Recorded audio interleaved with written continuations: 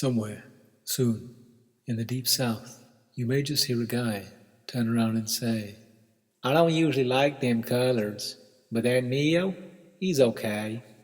People really thought that your man had flipped his lid when he announced he was going to make a country and western album. I've been listening to it all day, and it's going to be released tomorrow. Here are my thoughts. Let's start off with the first track, Up, Out and Gone. Now this is how you start an album. I've always had a soft spot for guitars, and the harmonies on this one are off the chain. I'm really digging this new style from Neo, and he sounds in the pocket with his vocals. This is cookout music. It's going to get a lot of spins during the summer, as it's fun for the whole family. Moving on to Hate Me Now. Housewives are going to be singing along to this one as they do the dishes. Switch the genders or whatever if you wish, but it's the image that pops into my mind, as it's a radio-friendly track. The more you hear it, the smoother it becomes. Wish I Didn't Know You. The solo guitar plucks really emphasize Neo's voice that is smooth as silk, and the lyrics are a plaintive wail, where he compares what was to what is in a relationship that fades, but leaves scars that still feel fresh. Can you relate? See, when we meet another, they often shine a light on the you know you are capable of being. But they also highlight the shadow's depth as well, and it's in this region we inflict the most pain. And this causes the sad recollection of a reflection via introspection, usually whilst drunk and emotional.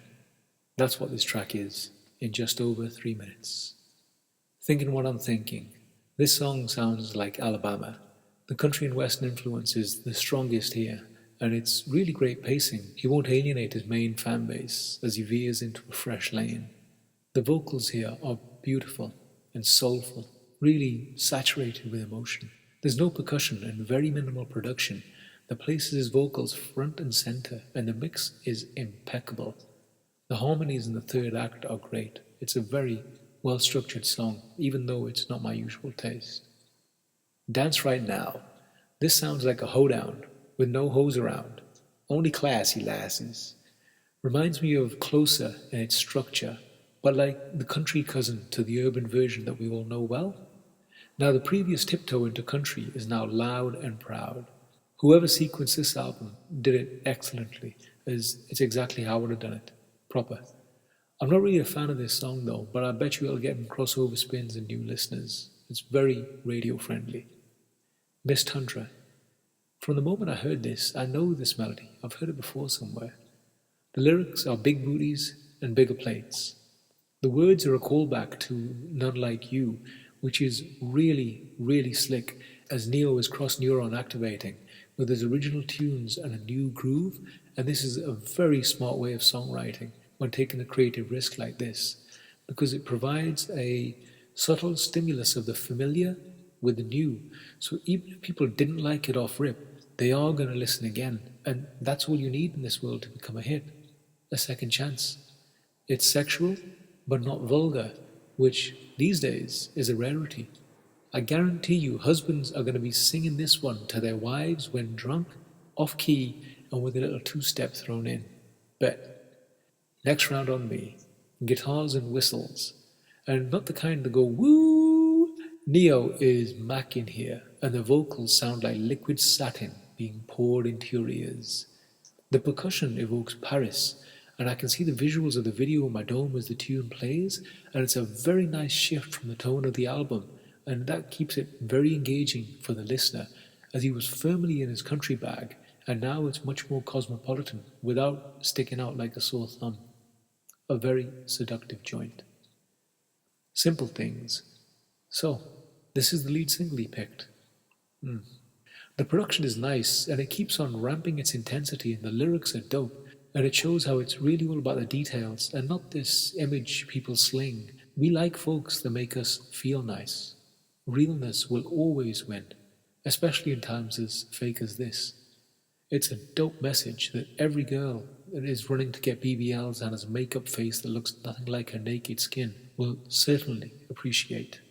It's like he said, when you stop chasing, you find out what makes sense. Now, I personally wouldn't have picked this as the lead single, but the women are really gonna like this joint, and it's simple, it's inoffensive, not too far out of his usual wheelhouse, So it could be a good choice to get people to check out, but it's definitely not the strongest track that I've heard so far.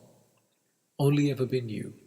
I knew this one was dope within 1.8 seconds. Do you agree?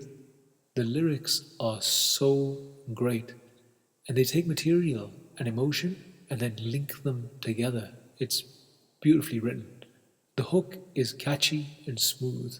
I think this is going to be the favourite of quite a few listeners. It could be a bit longer, but that just encourages you to replay it back again, which is the style these days, see? Crooked Halo. We are now firmly back in the South. This is another familiar melody I've heard before, and the production evokes other country and western themes. Neo is once again empowering the women with this one, and it is such a dope mindset to share with the masses. He's taken the style of country and made it his very own without sounding like a culture vulture or trend hopper trying to cash in, as it's obvious he respects the artistry and that his inspiration in this lane is to show it through his own lens, and it shines through the entire project. The lyrics are good, and it's sang very well. If I roped the moon, and here we wander into the dark side, the Lilith aspect, the shadow feminine, the dark woman who seems like sugar and spice, but is actually like the mother of Prince, never satisfied. When the second verse kicks in and the percussion comes through, it really takes it to another level, as he's talking about the femme fatale who strings him along only to place that rope around her victim's neck as she wanders off into the night with fragments of his soul in her grip. This track reminds me of a client that had a breakup and was never the same again. Till we met, that is.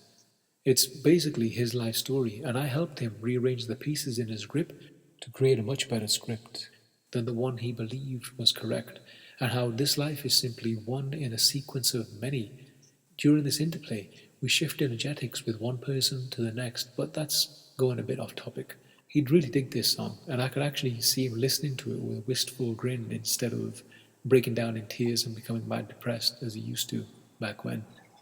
A lot of people are going to feel like this when they hear this song. It's the second best track on the album and a very strong way to end the project. Now, my overall thoughts. At 11 tracks, this is the perfect length. It doesn't outstay its welcome. It is tight and concise, with no flab or filler. It's designed to appeal to old fans and new listeners. Across the board, the production sounds perfectly consistent, even though there are different people behind the boards.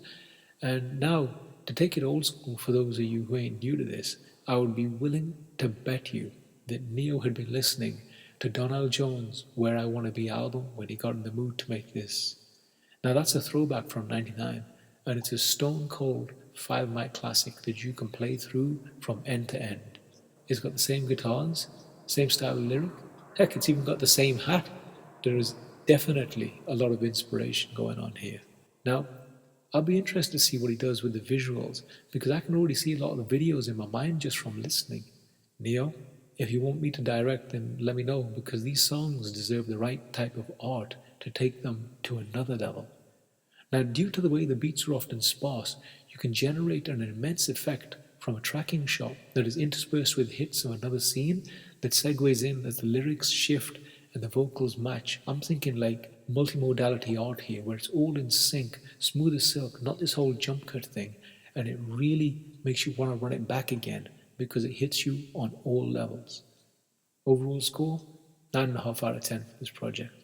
I'm impressed. Check it out when it releases and let me know what you think. Till we meet again.